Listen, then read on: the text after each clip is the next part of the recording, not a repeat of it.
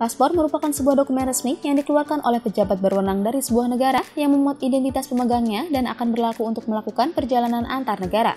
Tanpa adanya paspor, seseorang tidak bisa melakukan perjalanan antar negara. Selain paspor, ada juga yang namanya visa yang perlu diurus juga ketika akan masuk pada suatu wilayah negara tertentu. Nah, berikut ini akan kami jelaskan kenapa kita harus mengurus visa padahal kita sudah mempunyai paspor. Untuk lebih lengkapnya, mari simak video berikut ini. Jangan lupa untuk like, komen, dan subscribe channel ini agar tidak ketinggalan info menarik lainnya, serta share video ini pada orang-orang terdekat kalian.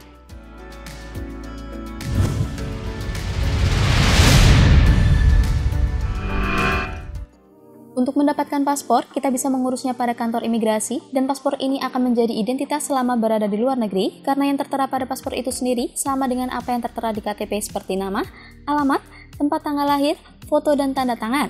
Saat akan melakukan perjalanan ke luar negeri, kita harus sudah memiliki paspor terlebih dahulu. Namun ada beberapa negara yang membutuhkan visa untuk memberikan izin pada warga negara lain untuk memasuki wilayahnya. Untuk mengurus visa bukan di kantor imigrasi lagi, melainkan harus diurus pada kedutaan negara asing yang akan dikunjungi. Ada beberapa macam visa seperti visa bekerja, visa tinggal, visa bersekolah, dan visa liburan. Saat kita mengajukan pembuatan visa pada kedutaan negara asing, tidak pasti langsung diterbitkan visanya, tapi bisa saja visa yang kita ajukan ditolak karena alasan tertentu, sehingga kita tidak bisa masuk ke dalam wilayah negara yang akan kita tuju. Beberapa negara yang memiliki kebijakan di mana warga negara asing yang akan masuk harus mengurus visa terlebih dahulu, itu bertujuan untuk mengetahui dengan jelas apa keperluan warga negara asing yang akan masuk ke wilayahnya.